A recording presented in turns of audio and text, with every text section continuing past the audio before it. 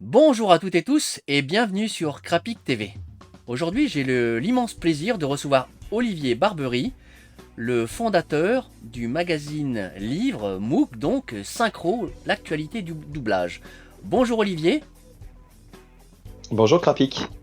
Avant de démarrer et de présenter ta campagne Ulule pour le numéro 1, je souhaiterais que tu te présentes à nous, voilà, pour faire connaissance, tout simplement. D'accord, bien sûr. Écoute, moi je suis avant tout un grand passionné de doublage depuis très longtemps, depuis que je suis tout petit. Je suis né en 74 et j'ai connu de très grandes émissions à la télévision, notamment La Dernière Séance notamment, qui est une émission que je regardais tous les mardis soir, parce qu'on n'avait pas école le mercredi, et j'ai ainsi pu découvrir énormément de grands classiques hollywoodiens, des westerns, des films d'aventure, et toutes les voix, les versions françaises bien évidemment, parce que j'étais enfant, je ne lisais pas encore très très bien, et d'ailleurs ça, ça me prenait un peu la tête de lire les sous-titres. Et donc j'ai découvert tous ces films et les doublages de ces films étaient juste incroyables et les voix m'ont réellement touché. Donc les voix de très grands comédiens de l'époque, bon, on peut en citer quelques-uns comme Jean-Claude Michel, Raymond Loyer, Roger Rudel, Paul Emmanuel, Claire Guibert, et j'en passe énormément. Et donc je suis vraiment tombé dedans étant petit. C'est ce qui a aussi créé, en tout cas aidé à ma cinéphilie. Et donc je suis cinéphile aujourd'hui, je regarde énormément de films, j'en ai vu beaucoup beaucoup, et je ne m'arrête pas à des films récents, je regarde tous les films de l'histoire du cinéma, des années 30, même 20 parfois, jusqu'à aujourd'hui. Pour parler un peu de moi, je suis ensuite euh, j'ai travaillé dans le commerce, dans le retail, ce qu'on appelle, où j'ai été vendeur, puis superviseur, puis responsable de rayon, puis directeur de magasin. J'ai travaillé dans pas mal d'enseignes pendant 25 ans, des très très grandes enseignes comme H&M, Sephora ou la Fnac par exemple. Et voilà. Voilà pour ce qui est de mon parcours. Et en fait, il y a à peu près 20 ans, j'ai décidé de je me suis intéressé en fait au doublage, à ces voix justement qui résonnaient en moi depuis très longtemps. J'ai voulu en savoir un peu plus, mais à cette époque-là, Internet était à son balbutiement. YouTube n'existait pas. Il y avait très très très peu d'informations sur le doublage. J'étais étudiant en cinéma à l'époque et même en allant à la bibliothèque, en regardant dans des livres sur le son, je me suis aperçu qu'il y avait un petit article minuscule perdu au milieu de 300 pages qui parlait du doublage. Donc je me suis dit, hein, c'est quand même étonnant. Enfin, le doublage, c'est quelque chose qu'on voit partout, qui est avec des comédiens extraordinaires on connaît que leur voix et on sait rien sur eux. Et du coup, je me suis dit il y a 20 ans, bah, ce serait quand même formidable d'écrire un recueil d'interviews de ces comédiens pour savoir bah, d'où ils viennent, ce qui les a amenés à devenir comédiens, puis à pratiquer le doublage. Et en fait, c'est par le biais d'un premier emploi que j'avais au Planet Hollywood. Planet Hollywood qui était un restaurant américain sur le thème du cinéma sur les Champs-Élysées. J'étais étudiant à l'époque. Euh, et on avait une salle de cinéma privée qui était une des salles les plus réputées de Paris. Donc il y avait beaucoup de projections presse ou de projections privées. Et un jour, qui je vois sortir de cette salle? Thierry Desroses. Thierry Desroses que je connaissais parce que je l'avais entreaperçu dans une série. Comment s'appelait cette série? PJ, je crois. Où il avait un rôle en tant que comédien, il jouait un personnage. Et donc je l'ai interpellé et je lui ai dit écoutez, monsieur Desroses, je suis passionné de doublage depuis toujours, quasiment. J'aimerais bien, si vous le souhaitez, qu'on se rencontre pour faire une interview. Et ça a été il a accepté, bien évidemment, parce qu'il est adorable. Et ça a été la première interview que j'ai faite pour ce projet de livre sur le doublage. Donc ça Et remonte à de fil loin. en aiguille, ça remonte à loin, ouais, on parle de 1999 ou 2000. Voilà, donc de fil en aiguille, bah, j'en ai interviewé d'autres. Je me suis attelé à interviewer les plus anciens, parce qu'ils étaient très âgés, qu'ils étaient à la retraite et que je voulais recueillir leurs témoignages avant que leurs témoignages ne disparaissent avec leur disparition malheureusement. Et comme ça, j'ai réussi à interviewer Raymond Loyer, qui était la voix de John Wayne, Roger Rudel, la voix de Kirk Douglas. J'ai interviewé aussi Philippe Dumas, qui a fait énormément de films, et qui était pour les gens, pour beaucoup de gens, c'était la voix de Gargamel dans la série animée Les Schtroumpfs. J'ai interviewé Paul Emmanuel, j'ai interviewé Roger Carrel, j'ai interviewé énormément de très anciens, mais qui pour moi étaient des monstres sacrés. Et puis j'ai interviewé des comédiens plus récents, comme Patrick Poivet, comme Céline Monsara, comme Thierry Desroses, bien sûr, mais également Maïk Dara, et j'en passe d'autres. Alors ça me permet justement de ne pas faire de transition pour passer justement à ce qui fut ton numéro 0. D'ailleurs, pourquoi ce numéro 0 ? Pourquoi pas 1 dès le départ ? Alors déjà, il faut expliquer que pendant 20 ans, j'ai mis de côté ces interviews, un peu moins de 20 ans, pendant 17-18 ans, j'ai mis de côté ces interviews parce que, ayant évolué dans les différentes enseignes où j'étais, je n'avais pas de temps de continuer ce projet. Faut savoir que quand on travaille dans la distribution, on fait beaucoup d'heures, que en plus j'ai eu 2 petites filles, et que allier ce projet-là plus ma vie pro et personnelle, c'était très compliqué. Mais pendant le confinement, en mars 2020, je me suis rendu compte que en fait, je faisais fausse route, que je faisais un métier que j'aimais, mais qui me passionnait pas plus que ça. Et donc, j'ai décidé de remettre au goût du jour ce livre. Et en y réfléchissant, en ressortant les interviews que j'avais faites à l'époque, mais je me suis dit, mais non, c'est pas un livre qu'il faut faire, c'est un magazine. Parce que finalement, il y a toujours des choses à dire, que ce serait dommage de s'arrêter à 20 comédiens, alors qu'il y en a des centaines qui valent la peine d'être entendus et d'être écoutés dans le cadre d'interviews. Et c'est la raison pour laquelle j'ai décidé de lancer ce magazine. Alors, pour répondre à ta question, pourquoi un numéro 0 ? Parce qu'au départ, quand on crée son entreprise, parce que j'ai créé une maison d'édition qui s'appelle Synchro Édition, lorsqu'on crée une entreprise, on est obligé de faire un business plan. Et dans ce business plan, on nous demande de faire une étude de marché. Sauf que faire une étude de marché dans le cadre du doublage, qui est une niche dans la niche, c'est très complexe. C'est-à-dire que, grosso modo, j'avais pas un autre magazine qui existait où je pouvais dire voilà, ce magazine vend tant d'exemplaires, il fonctionne depuis tant d'années. Donc, en termes d'études de marché, c'était pas possible. Donc, j'ai décidé de faire une campagne Ulule pour le numéro 0. Donc, le numéro 0, c'est un prototype qui n'est pas parfait, je le sais. Mais en tout cas, il a le mérite d'exister et de donner un petit peu le là de ce que sera ce magazine plus tard.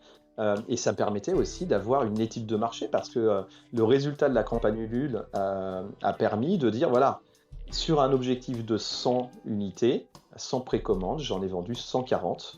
Donc c'est un projet qui est viable et ça m'a permis ensuite d'être beaucoup plus serein dans mon business plan et surtout d'aller démarcher des banques et des investisseurs de façon un peu plus sereine. D'accord. Et d'ailleurs, je le confirme ici, tu vois, je ne mets pas que des copies d'écran à l'écran, mais j'ai bien également ce numéro 0.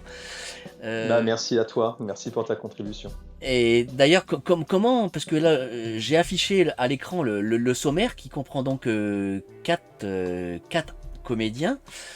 Comment as-tu fait ton choix pour ces 4 comédiens, ces 4 premiers ?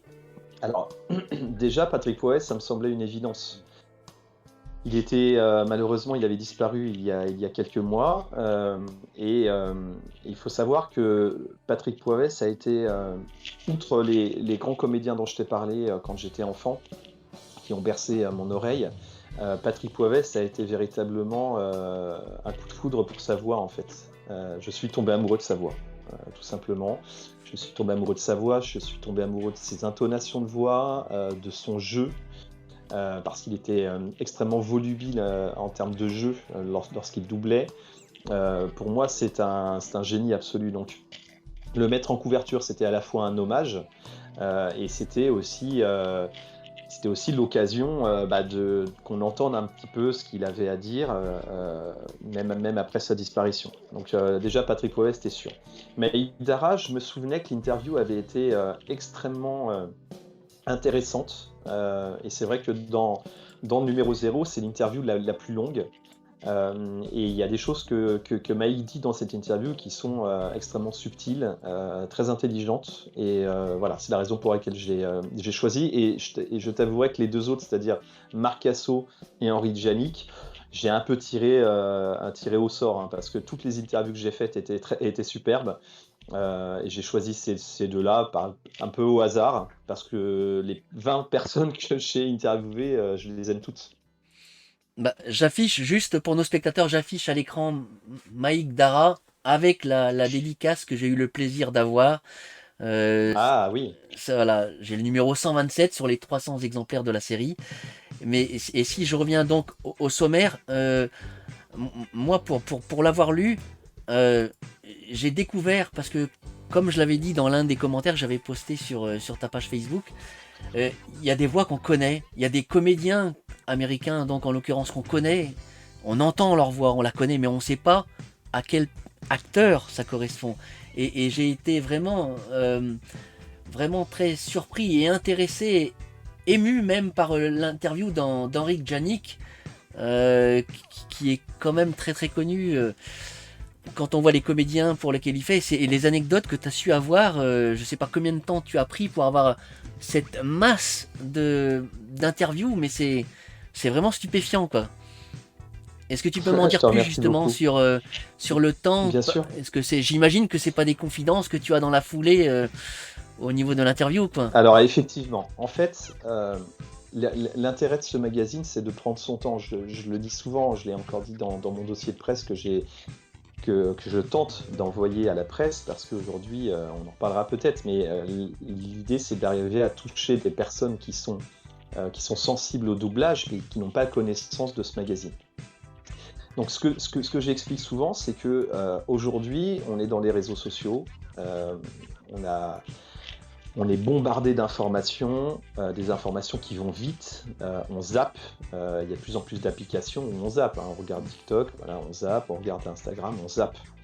Et l'idée de ce magazine, c'est de prendre son temps, c'est-à-dire qu'à un moment donné, on s'arrête et on prend son temps pour lire une interview, pour en apprendre davantage sur un parcours, et en plus le parcours de comédiens qui sont juste extraordinaires avec un talent démesuré. Je ne parle pas d'une interview d'un influenceur, je parle d'une interview d'un comédien qui a 40, 50, 60, 70 ans de carrière, dans le cas de Marc Cassot, qui a doublé les plus grandes stars hollywoodiennes possibles et inimaginables, qui a énormément de choses à dire, qui est un comédien de théâtre, etc., etc. Donc, si ces interviews prennent leur temps, l'ambition du magazine, en tout cas mon ambition en tant que rédacteur en chef, c'est de faire en sorte que ces interviews prennent aussi leur temps. C'est-à-dire que, tu le disais, ce sont des interviews qui durent entre 1h30 et 2 heures, parfois plus. J'ai interviewé un comédien il y a peu et son interview a duré plus de 3 heures. Et ce qui est intéressant, je me suis rendu assez vite compte que les comédiens se sentent à l'aise dans le cours d'une interview après environ 20 et 30 minutes.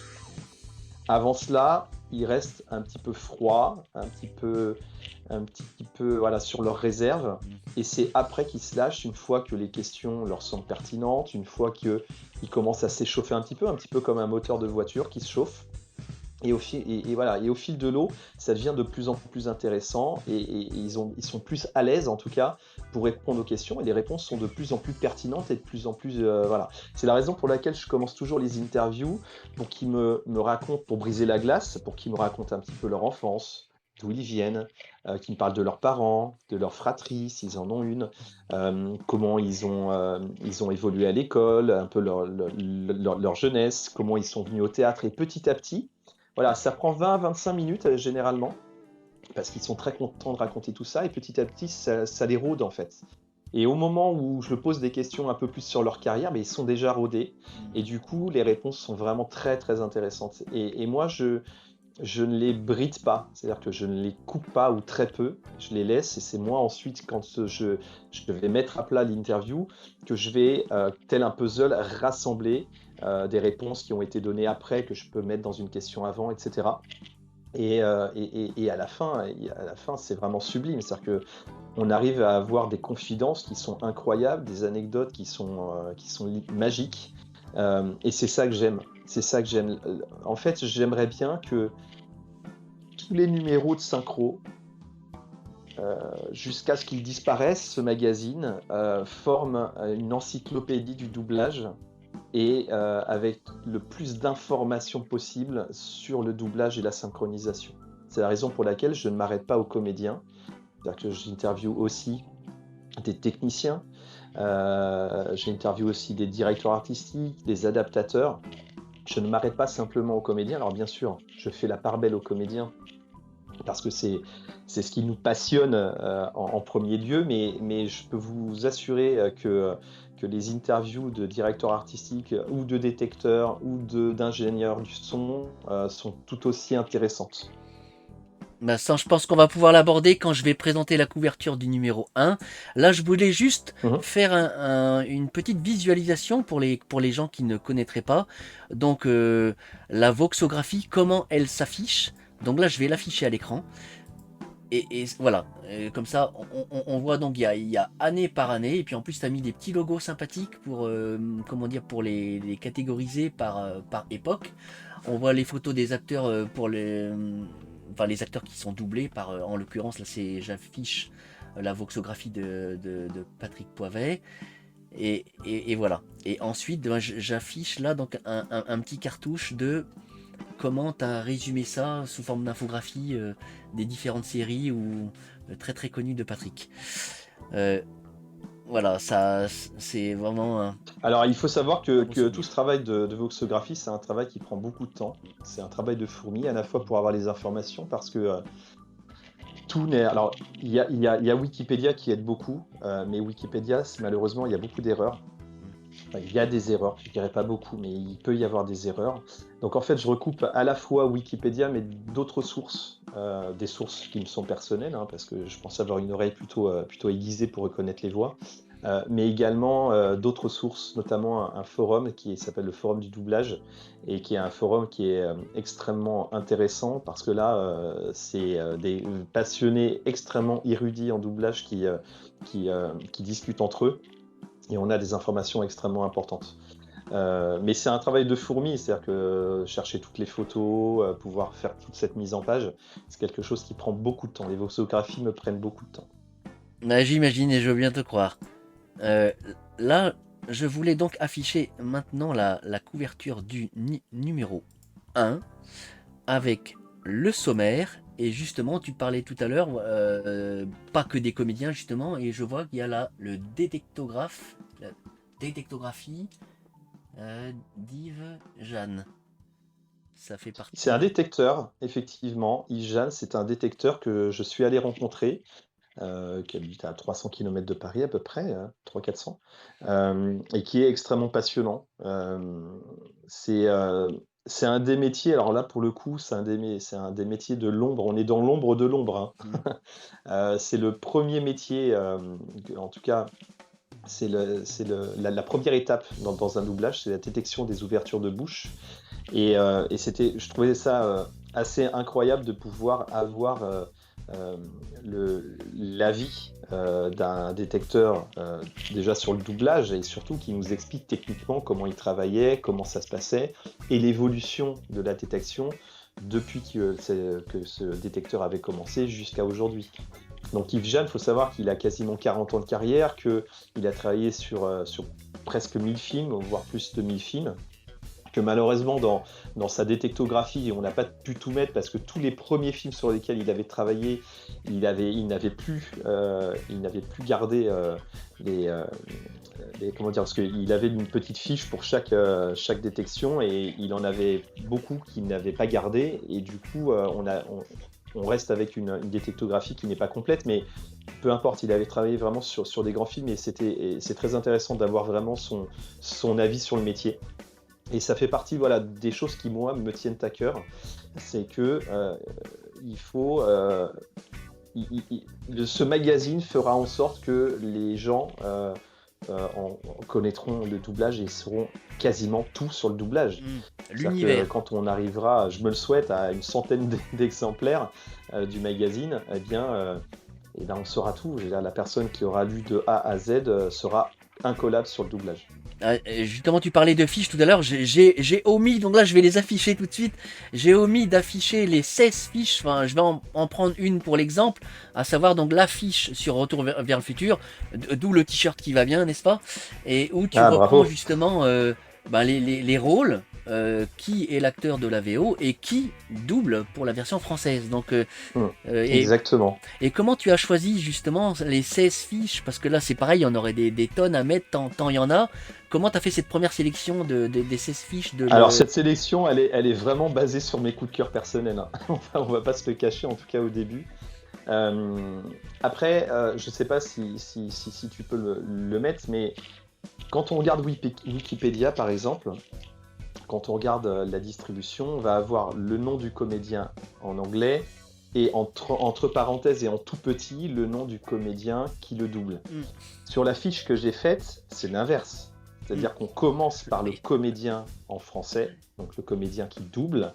Et si tu peux le noter, on est en majuscule, alors que le comédien qui est doublé est en minuscule. Ouais. Pour moi, c'était important d'inverser les rôles. C'est un magazine sur le doublage, c'est un magazine qui fait un coup de projecteur sur ses comédiens, c'est un magazine qui met en couverture des comédiens qui font du doublage, et bien sûr dans les fiches, je continue un petit peu cet état d'esprit en mettant vraiment en avant ces fabuleux comédiens qui doublent ces acteurs étrangers, et ce sont eux qui sont au centre de l'attention. Bah, Et pour moi, c'était vraiment très important. tout à fait. Nom de Zeus Marty, comme dirait Pierre Attet. Voilà, ça restera dans les annales. Donc là, je vais revenir sur le numéro un donc, et qui a en couverture Emmanuel Carsen. Alors, je vais être clair avec toi, hein. Moi, je le connaissais pas. Autant je connaissais sa voix des rôles très connus comme Sean Penn, par exemple, pour ne citer que lui, ou Norman Reedus, alias Daryl Dixon dans la série Walking Dead. Et je trouve ça vraiment super, quoi, de mettre enfin un visage sur la véritable voix du comédien. Mm. Oui, oui, tout à fait. Emmanuel Carsen, c'est un comédien qui, moi, me touche vraiment.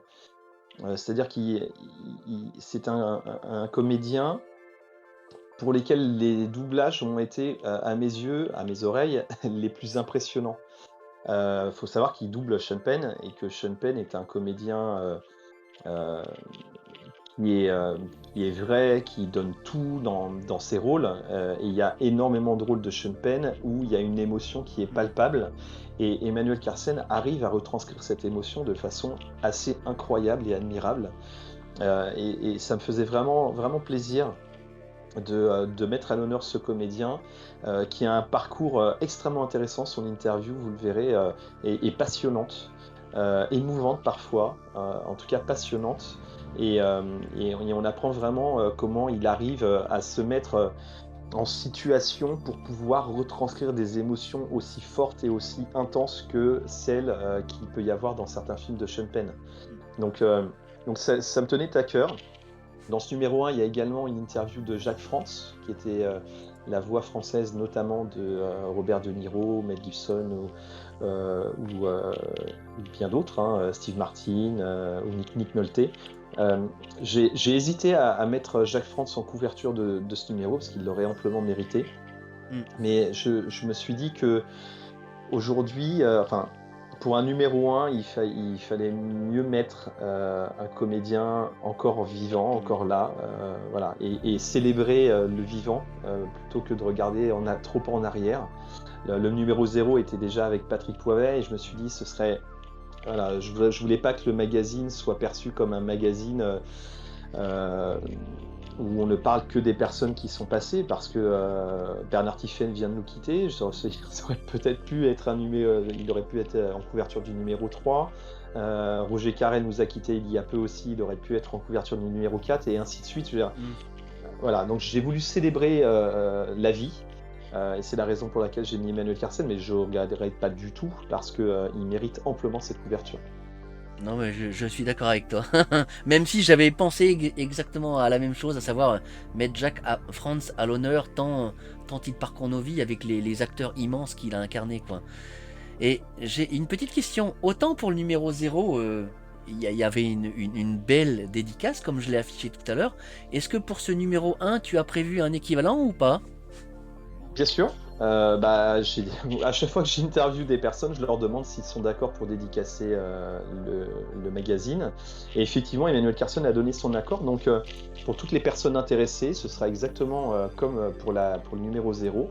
Je vais mettre aujourd'hui, d'ailleurs, une news dans Ulule, en précisant que toutes les personnes intéressées peuvent se signaler en commentaire pour que, à réception des magazines, on puisse les mettre de côté, pas les envoyer immédiatement, trouver un créneau, bien sûr il faut le trouver le créneau, ce qui n'est pas simple, mais trouver un créneau pour apporter les magazines à Emmanuel, et qu'il dédicace ces magazines, et ensuite j'envoie les numéros dédicacés aux différents contributeurs. Mais oui, c'est prévu. Alors je me manifeste tout de suite, hein. D'accord, alors n'hésite pas à le mettre en commentaire, Ouais.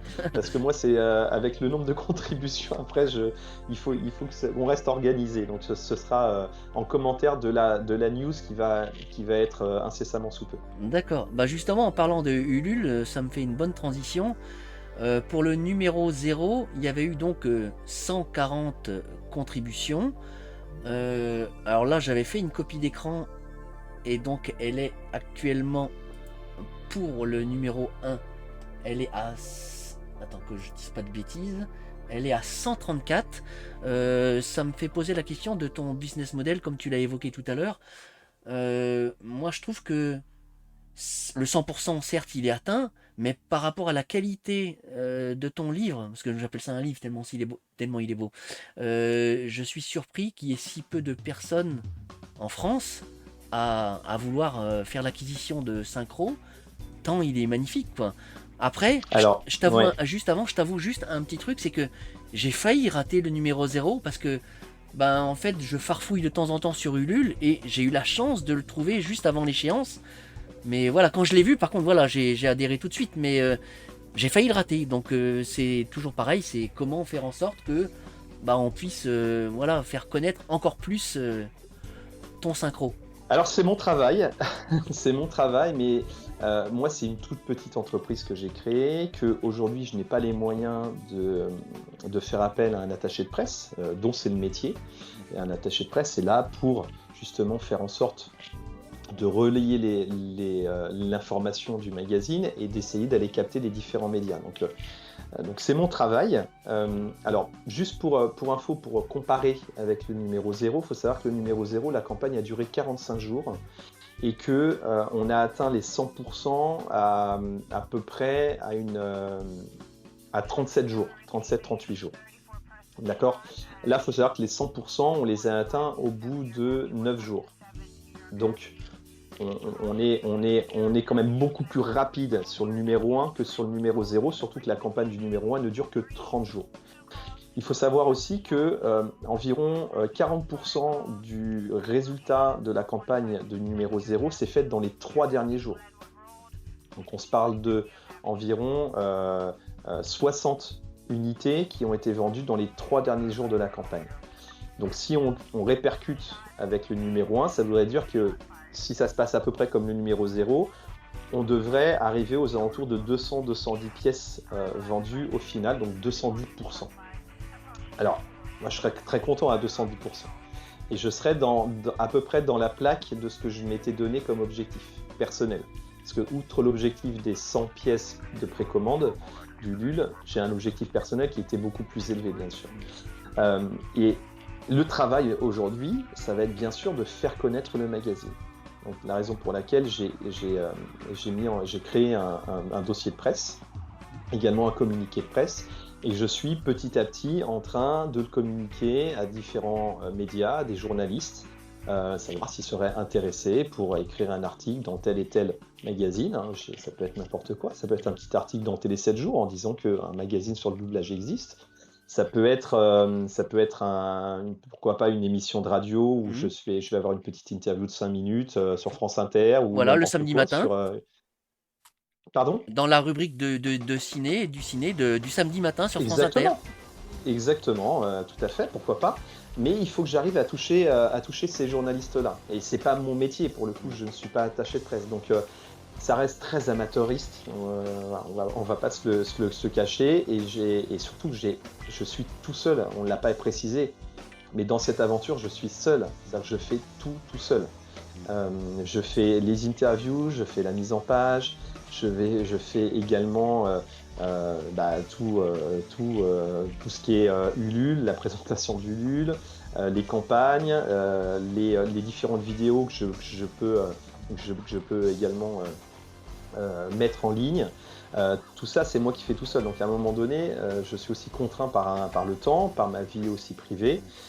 Donc effectivement, l'ambition, c'est de toucher des personnes, comme tu le disais, qui ont une appétence pour le doublage, mais qui ne sont pas au courant qu'un magazine existe. Et ça, c'est un travail qui va peut-être prendre un peu plus de temps. Et bien évidemment, plus les campagnes fonctionneront, plus j'aurai ensuite peut-être les moyens de contacter un attaché de presse, d'avoir un attaché de presse pour qu'il fasse le job et qu'il fasse, lui pour le coup, il doit avoir un carnet d'adresses qui est bien précis sur ce type de produit et qui ensuite passerait les bons coups de téléphone pour pouvoir diffuser au maximum. Il faut que les gens soient au courant et aujourd'hui ils ne le sont pas, je te l'accorde. Parce que si nous, les passionnés, on veut continuer à pouvoir lire synchro, il faudrait que tu sois à combien de ventes par numéro par exemple? Alors pour être très transparent, il faudrait que tous les 2 mois je vende 1000 exemplaires. Donc je me donne encore 1 an et demi pour y arriver. Si bien sûr dans 1 an et demi je ne vends pas 1000 exemplaires pour chaque sortie de numéro, je ne pourrais pas continuer le magazine pour la simple raison que je ne pourrais pas me rémunérer. Donc aujourd'hui je ne me rémunère pas, c'est une création d'entreprise, c'est comme ça, on le sait. Mais dans 1 an et demi, il faut que je puisse me rémunérer, il faut que je paye mon loyer, sinon je vais être sous un pont, ou alors si quelqu'un peut m'héberger. Mais voilà, c'est compliqué. Donc aujourd'hui, je me donne 1 an et demi pour le faire. Donc bien sûr qu'à un moment donné, il va falloir que j'investisse, donc c'est la société qui investira, dans une campagne d'attaché de presse pour essayer de toucher le plus large public. Moi, l'idée, c'est pas de m'enrichir, hein. Mais c'est simplement que le magazine continue et survive. Donc il faut absolument que j'arrive entre 900 et 1000 exemplaires, ce qui est beaucoup, mais ce qui est peu finalement. Oui, bah Parce oui. que apparemment, il y a des études qui ont été faites, il y a à peu près 150 000 personnes en France qui sont peut-être pas passionnées, mais pour lesquelles le doublage les touche. Donc potentiellement, on a un potentiel beaucoup plus important que les 1000 exemplaires de vendus. Donc wait and see, comme on dit, on verra bien. Ben, en tout cas, ce que je vais faire, moi déjà, je suis projectionniste bénévole dans le petit cinéma de ma ville. Je vais envoyer un mail Ah, magnifique. à tous les bénévoles et on verra bien. Peut-être, sait-on jamais, ça donnera quelque chose. C'est comment on dit, les petits ruisseaux qui font les grandes rivières, n'est-ce pas? Exactement, et c'est vrai que le bouche à oreille, pour l'instant, c'est le bouche à oreille qui fonctionne et les réseaux sociaux, mais le bouche à oreille, il y a rien de mieux effectivement. Donc quand les contributeurs reçoivent leur magazine et qu'ils trouvent que le magazine est superbe, bah, moi ça me fait très plaisir et c'est ça qui leur donne envie aussi d'en parler autour d'eux pour dire: «Attends, regarde ce magazine, il est juste dingue, super intéressant, il parle du doublage» et voilà. Pour moi, ce magazine, c'est un écrin. C'est un écrin pour les comédiens et les personnes qui y travaillent, et j'ai voulu que ce magazine soit le plus beau possible. Donc si ça peut aider à ce que le bouche-oreille soit le plus important possible, tant mieux. Mais à un moment donné, le bouche-oreille ne suffira pas, effectivement. Il va falloir que j'attaque les médias de front. Donc c'est prévu. Et en réserve, tu as combien de numéros d'avance? Alors là, j'ai pour l'instant un seul numéro d'avance. Mais bon, c'est tous les 2 mois, donc ça me laisse vraiment le temps de peaufiner le numéro. Donc, le numéro 2 va être terminé à la fin du mois pour une campagne participative qui aura lieu en janvier, une campagne Ulule. Et j'ai prévu, j'ai déjà anticipé les sommaires des 5 prochains magazines. Donc les 5 prochains magazines, j'ai déjà le sommaire en tête. Donc voilà. Alors justement, on est à peu près à 30 minutes de vidéo. Tu disais que les comédiens, ils mettaient à peu près 20 minutes pour se libérer. Donc on est dans le bon timing. Est-ce que tu aurais une petite révélation à nous faire pour le numéro 2, par exemple? Une petite exclue pour Crapic TV? Alors, ouais, petit exclu. Alors, dans le numéro 2, il va y avoir un comédien que tout le monde aime. Quand je dis tout le monde, c'est tout le monde. C'est un comédien qui fait l'unanimité. Et c'est un comédien extrêmement sympathique qui malheureusement est décédé. Donc, c'est des petits indices que je vous donne. Je ne donnerai pas le nom, voilà, mais extrêmement sympathique, aimé de tous, est décédé. Et c'est un comédien que j'ai eu un plaisir infini à interviewer. Et là, c'est un indice qui va sûrement vous mettre la puce à l'oreille. On dit souvent que c'était l'homme aux 1000 voix. Ouais, j'ai bon. Alors, ça vous met la puce à l'oreille ou pas, mais en tout cas, on dit souvent que c'était l'homme aux 1000 voix. Et donc, il y aura une très belle interview de ce comédien, entre autres, bien évidemment. Bon, j'ai une petite idée, mais je te le dirai après pour pas spoiler au cas où que j'ai bon. D'accord, ça marche. Bon, en tout cas, moi j'ai fini au niveau de mes questions, mon cher Olivier. Est-ce que tu aurais quelque chose, parce que c'est ton émission avant tout, comme je le dis toujours à mes invités, est-ce que tu as un message à faire passer, Oui. quelque chose à dire? Alors, c'est pas vraiment un message à faire passer, c'est simplement déjà merci à tous les contributeurs qui ont déjà contribué à ce magazine. Merci d'avance à toutes les personnes qui verront peut-être cette vidéo et qui seront intéressées pour acheter ce magazine. Je vous assure que vous ne le regretterez pas. Et moi, je voulais simplement dire que le site internet du magazine va être en ligne à peu près à la mi-décembre et que vous aurez aussi l'occasion d'acheter les numéros via le site internet. Et qu'il y aura d'ici quelques mois la possibilité de s'abonner au magazine. Donc un abonnement à 1 an ou 2 ans, éventuellement un abonnement digital aussi pour les personnes dont le papier n'a pas d'intérêt ou alors ils n'ont pas de place pour ranger des magazines. Et donc ils pourront avoir accès à l'intégralité des interviews, des articles, des hommages, des portraits, mais également des reportages directement sur le site. Alors via leur téléphone portable, en vacances, n'importe où, ils auront accès à l'intégralité des interviews. Donc voilà, après moi je me donne quand même 4 ou 5 numéros avant de pouvoir lancer les abonnements, pour la simple raison que Ulule me permet de récolter quand même pas mal de clients, et ma base de données clients n'est pas suffisamment importante aujourd'hui pour que je me passe d'Ulule. Mais l'idée, bien évidemment, c'est de me passer d'Ulule d'ici quelques numéros. Comme D'accord. ça, les précommandes se feront directement sur le site internet. Donc ce qui voudra dire que sur ton site, on pourra éventuellement retrouver les numéros que les contributeurs ont ratés, quoi. Exactement, exactement. À savoir que quand même une chose, c'est que les numéros qui seront en rupture de stock ne seront pas réédités. Tu l'as pas dit, mais le numéro, enfin tu l'as évoqué, le numéro, le magazine, il est numéroté à la main. Oui. Donc là, le numéro 0, par exemple, c'était 300 exemplaires. Le numéro 1, c'est 450 exemplaires. Et donc, ce sont des numéros qui sont archi collector. Archi collector. Si en plus, il y a la signature du comédien, c'est méga collector, j'ai envie de dire.